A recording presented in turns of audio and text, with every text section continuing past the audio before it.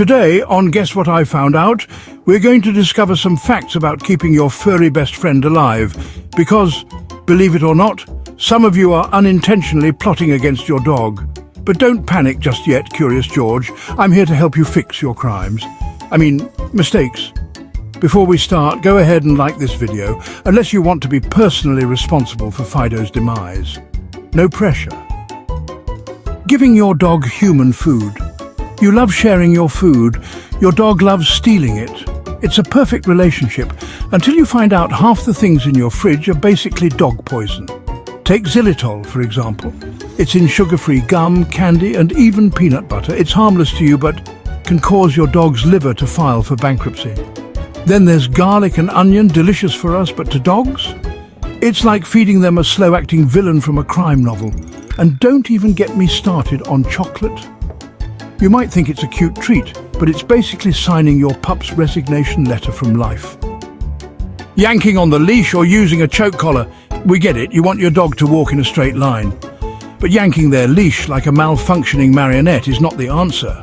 Turns out, that sudden jerk can actually fracture their hyoid bone.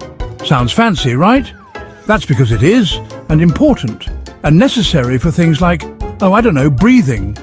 Choke collars? Even worse. They've been linked to fainting, whiplash and brain damage. So, maybe let's not strangle our pets for fun. Leaving your dog in a hot car. Ah yes, the classic "I'll just be a minute" excuse.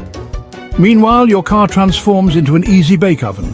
Even on a mild day, temperatures inside a car can skyrocket faster than your dog's trust issues. And since dogs don't sweat like we do, they'll overheat quicker than your phone when you leave it in the sun. So unless you want to explain to your vet why your dog looks like it just ran a marathon through the Sahara, maybe leave the pup at home. Using harsh cleaning products. You want a clean house, totally understandable. But if you're scrubbing down your floors with enough bleach to disinfect a crime scene, you might be giving your dog some serious health problems. Ever seen a dog lick their paws? Yeah. Now imagine they just walked over your freshly mopped ammonia-filled floors. Instead, try using baking soda, vinegar, or just pretending dirt is trendy. Rarely visiting the vet.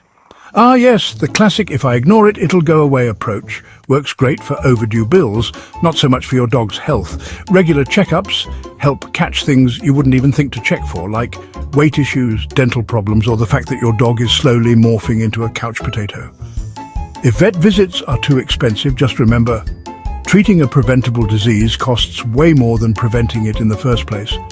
Go ahead and like this video if you needed that wake-up call. You're welcome. Not taking care of their teeth. Look, I get it. Brushing your dog's teeth sounds ridiculous. But you know what's more ridiculous? Paying for doggy dentures because their teeth rotted out of their head. Bacteria builds up just like it does in our mouths. And unless you're planning on fitting your pup for a pair of gold grills, brushing 3 times a week is the way to go. Too lazy? There are also dental treats. Just don't be surprised when your dog starts expecting them as part of their salary package. Poor diet. Feeding your dog the cheapest kibble you can find is like surviving off of fast food and wondering why you feel terrible all the time. Many dog foods are filled with mystery ingredients that even Sherlock Holmes couldn't identify. Overfeeding? Also a big no-no. Overweight dogs live 2.5 years less than their healthy counterparts. So if you want to keep your pup around, maybe stop using treats as currency. Heartworms.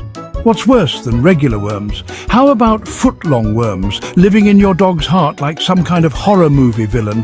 Heartworms are spread through mosquito bites and can lead to heart failure, organ damage, and you guessed it, death. The good news? Prevention is easy. There are medications that keep these nightmare noodles from setting up shop in your pup's cardiovascular system.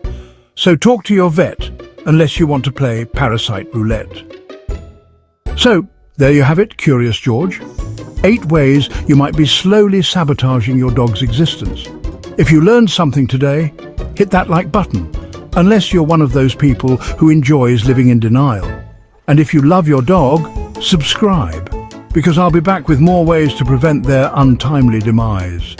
See you in the next video, unless your dog schedules an intervention first.